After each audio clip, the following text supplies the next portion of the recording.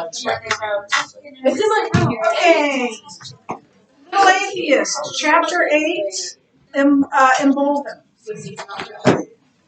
I am on page 59. 59.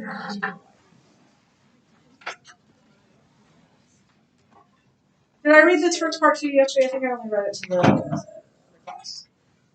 Did I read page 58 aloud to you? Yes, I did? Okay, good. Answered the Embolden, did we discuss them the first week? Okay, that's what I was remembering to. Thank you. What do we know about God from the cosmological argument?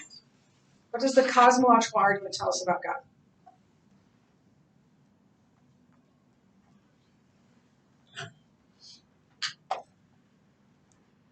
Yes. He's timeless. What else, Cheyenne? Self-existent. What else? Yeah. Immaterial. What else? Yeah. Powerful. And unimaginably powerful. Yeah. Personal. What else? Infinite.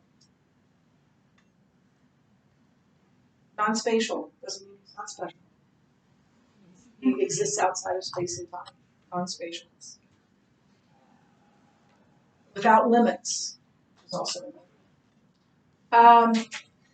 what do we know about God from the teleological argument? Yes. He's supremely intelligent. Lorelai? Purposeful. Purposeful. Is that what you're going to say? What else?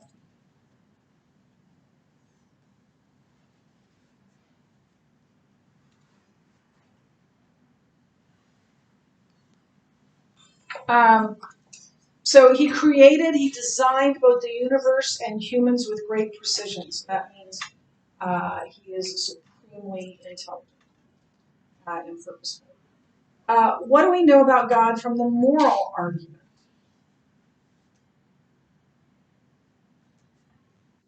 Yeah. Hang on.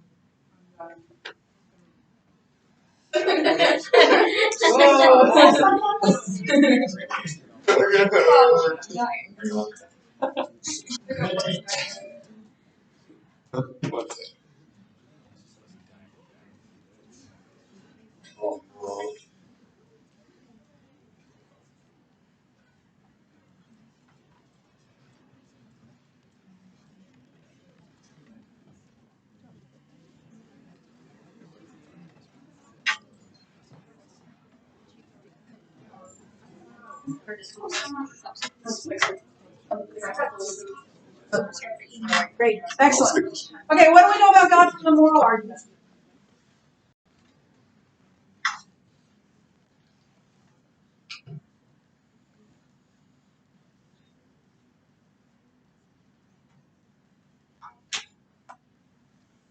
Yes. He's absolutely morally pure. How do we know that? Because what?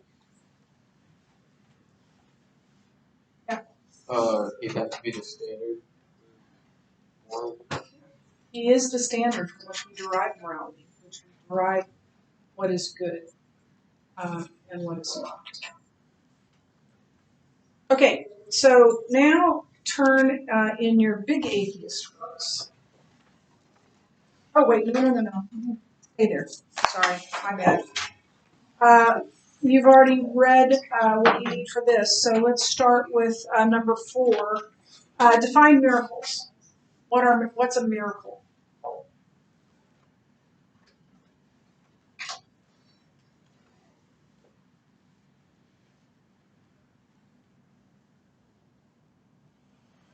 Yeah. It's like something that can't happen, but it does. Yeah. It's something that can't happen, but it does. It's a special act of God that interrupts the normal cause of events.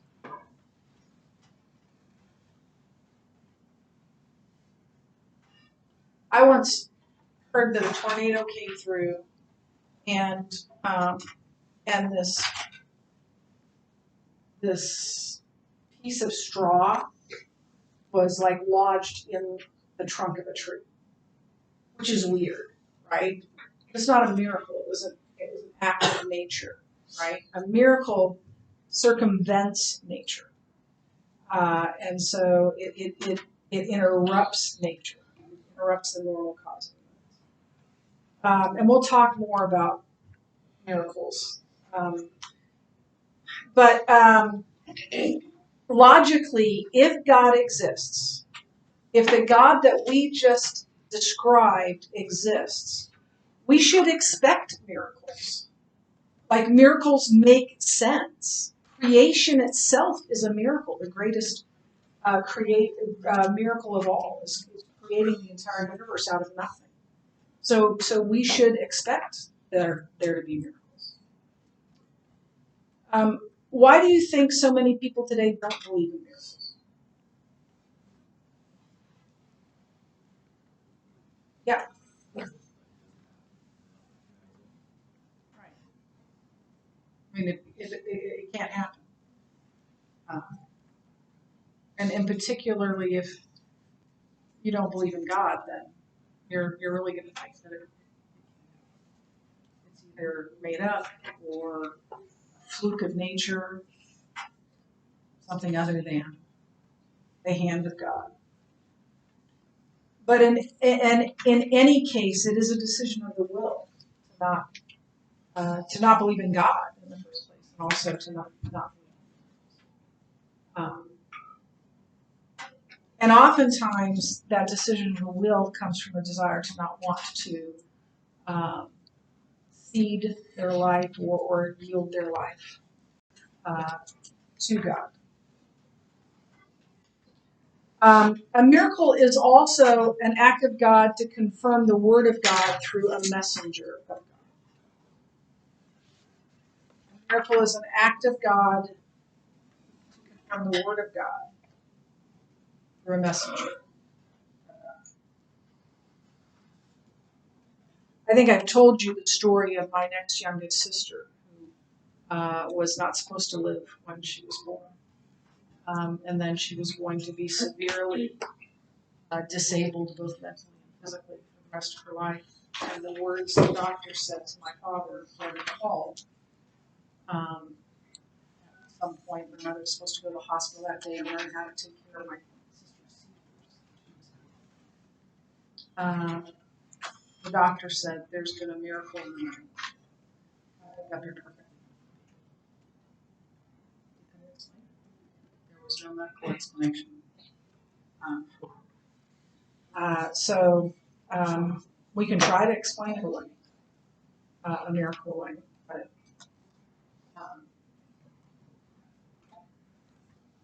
but there's no physical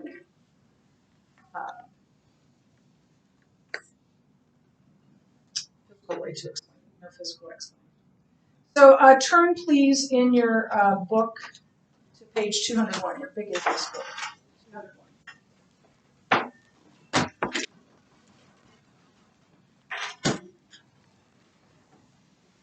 We stopped at the king's seal. Pick up there. In the days before mass communications, when all long-distance messages were sent by hand, what? Go ahead.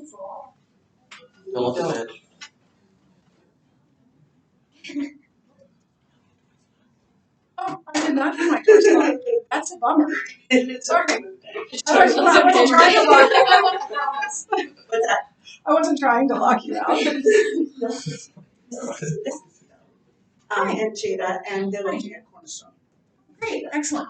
What grade are you in? You're a junior, excellent. These are juniors. Say hi to Jada. Nice to meet you. I wonder if she's not. In the days before mass communications, when all long-distance messages were sent by hand, the king would place his seal on his message. This seal would be a sign to the recipient of the message was authentic. It really came from the king and not from someone just posing as the king. Of course, to make this system work, the seal needed to be unusual or unique, easily recognizable, and it had to be something only the king possessed. God could use a similar system to authenticate his messages. Specifically, he could use miracles. Miracles are unusual and unique, easily recognizable, and only God can do them.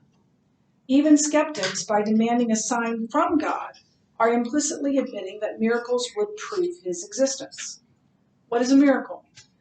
A miracle is a special act of God that interrupts the normal course of events. Atheist Anthony Flew put it well. A miracle is something which would never have happened had nature, as it were, been left to its own devices.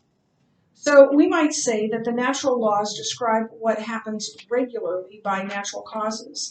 Miracles, if they occur at all, describe what happens rarely by supernatural causes. Through miracles, God could tell the world which book or which person speaks for him.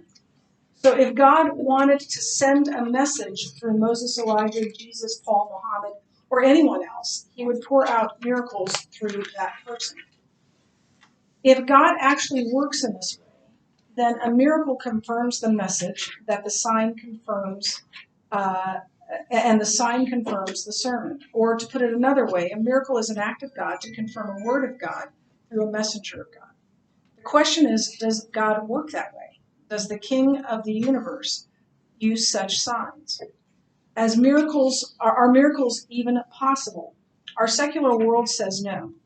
And as we're about to see, they are seriously mistaken. Is the box open or closed? On a recent trip to Russia to speak to Russian educators, seminary professor Ronald Nash had a big challenge. He wanted to talk to them about God, but he knew that he wouldn't get anywhere with them unless he could overcome their long-held biases against theism. For more than 70 years, Russians had been taught a worldview that ruled out God in advance. The official state religion was atheism, and the atheistic worldview asserts that only the natural material world exists. According to atheists, miracles are impossible because there is no supernatural realm. To believe otherwise is to believe in fairy tales. Nash began by showing them two small cardboard boxes. One was open and one was closed. Sorry, that's my sister's. Here is the difference between your worldview and mine, he began. Pointing to the closed box, he said, you believe that the physical universe is closed, that the universe is all that exists, and there's nothing outside it. Shifting to the open box, he continued, I believe that the physical universe exists as well, but I also believe that the universe is open, that there's something outside the universe we call God. Nash paused and added, and God created the box. He then reached into the open box and said, just like I can reach into this box to manipulate its contents, God can reach into our universe and perform what we call miracles. He got them to think outside the box.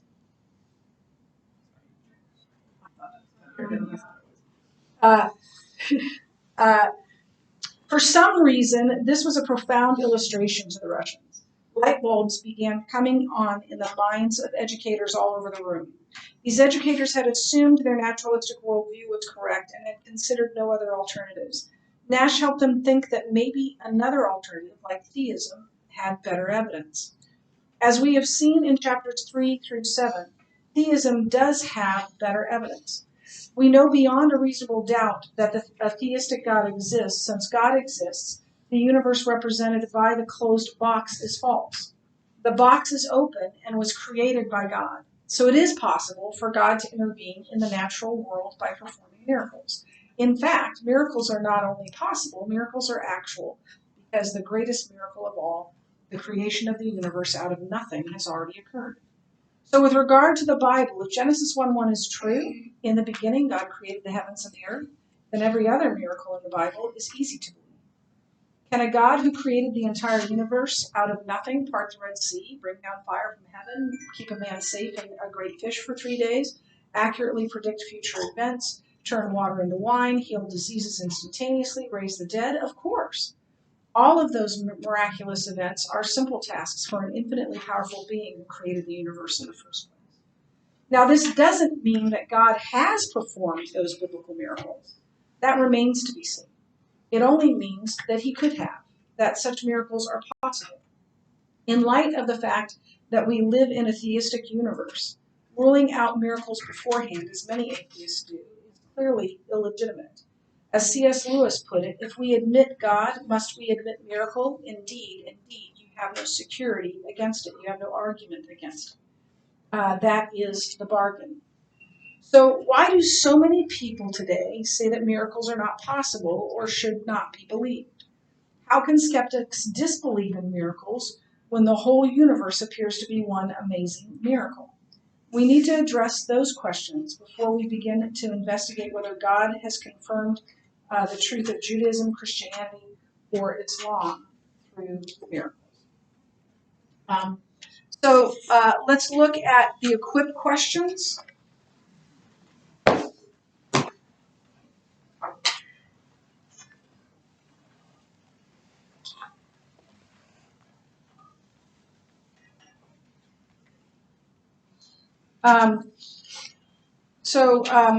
As we talk about this, we can add more to this when we get to pages 210 through 212. So we'll add more to it then. But what do we know so far? What is a miracle?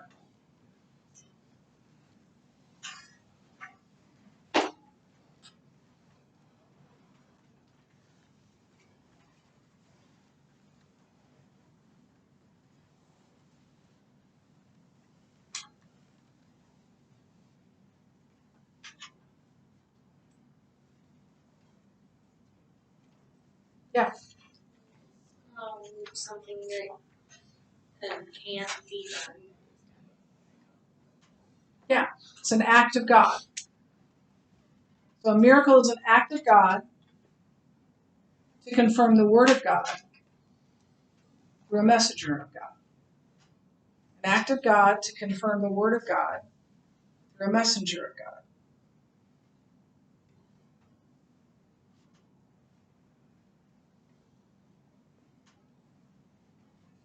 Another way to put it is that a miracle is a special act of God that interrupts the normal cause of events, interrupts nature. Or as the book put it, something that would have never happened had nature been left to its own devices.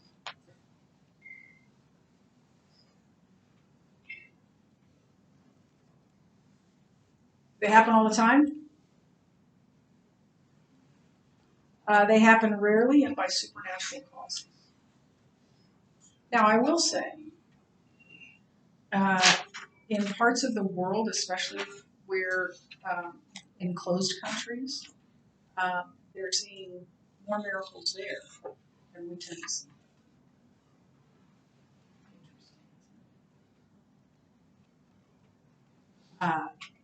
Places where the Word of God is not allowed.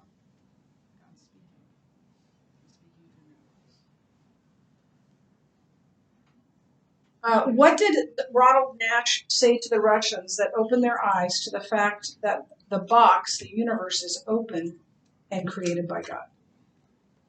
What was his illustration? Yeah.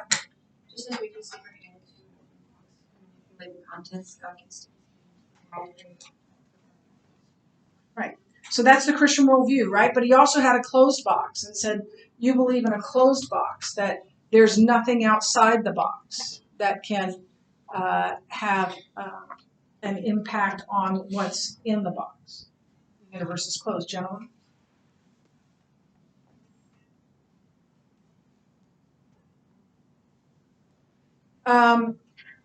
So yeah, he used an open box and a closed box.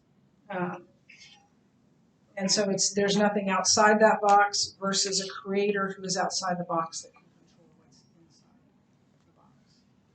inside the box. And then number 3, what is the greatest miracle and why would that set a precedent for all other miracles? What's the greatest miracle? Creation. The creation of the universe out of nothing. Now, why or how does that set a precedent for all other miracles? Yeah. If God can do that, then he can do anything else we do. If you can do that, everything else is child's play, right? Everything else would be easy. I'm gonna pick on you, Brecken. I've seen Brecken run a, what is it? What do you run in cross country? 5K? I've seen her run a 5K. Do I think she can run 100 yards or meters? Yeah, because I've seen her run a 5K. So that would be running 100 meters easy. I'm not saying you have to run it fast. She can go that far. She's proven that. Yeah, the creation of the universe proves that God can do any miracle he chooses. Okay, so I'm going to talk to you a little bit about where we're headed from here. I'm going to give you your study guide for your test, quest. You have either a short quiz or a short test or a long quiz over this. I'll give you that study guide tomorrow. I'm going to do something that I rarely do, but need to do to keep us on track. So we don't have school on Monday. So you will have that test on Tuesday. You'll play the Keyser quiz on Friday. You'll have a 3-day weekend, and you will not forget that you have a quest in the Bible on Tuesday, right? I want to hypnotize all of you. Have a test on Monday, okay, or on Tuesday. I just submitted it wrong. Sorry. Okay, so I want to make sure you know that now. I know it's study guide tomorrow. Okay, that's it for today. You can chat.